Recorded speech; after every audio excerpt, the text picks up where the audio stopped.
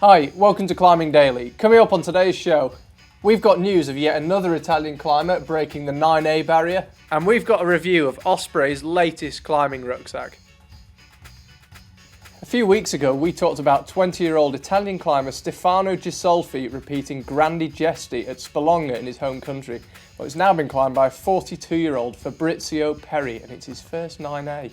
Fabrizio's got a wife, a family, a full-time job, and it just goes to show you that even at 42, you never stop improving. Well, maybe at 52, 62, but you get what I mean. Up next, we're off to ISPO Munich, where we've got a review of the latest climbing rucksack from Osprey.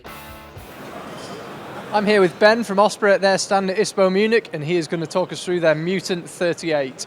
Ben, tell us about it. Well, this is the ISPO award winner Mutant 38. We understand that there's lots of different disciplines in climbing, and there's also people who want to take part in these activities all year round. So what we wanted to do was create a pack that people can use when they go summer cragging and doing things like Via Ferrata, but also they can use it all the way through to more winter-based activities such as ice climbing, and also including that things like ski touring.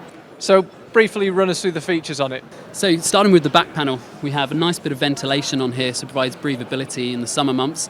But the flip of that is obviously in the winter, you don't want it to build up too heavy with snow. So we use our reverse spacer mesh to stop that from happening and for getting in and freezing. Also down on the hip belt, this kind of user is going to want a lot of versatility and customization. So on the hip belt, you have a nice full hip belt from here. There's plenty of opportunities to rack gear.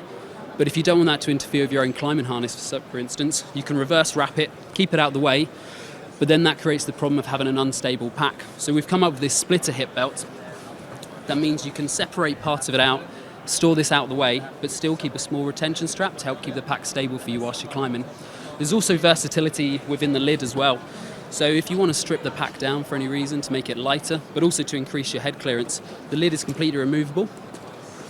But to prevent the problem of having a giant hole in the top, then we have a nice flap jacket lid that comes out in its place to give you that little bit of protection. And ice axe holders, final thing. Yes, there's a few bases to have your ice axe. You've got tool lock on here, so the ice axe sit in there and they keep it nicely to the pack, as well as ski loops on the side for winter use as well.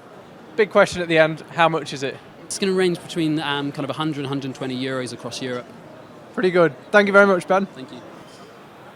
So Ben's just talked us through the Mutant 38, really interesting pack. It's quite feature rich, there's all sorts on it, but surprisingly light, 1.2 kilos apparently.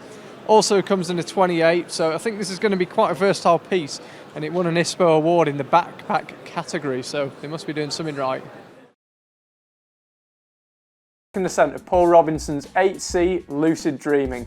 Paul originally gave Lucid Dreaming 8C+, but he then downgraded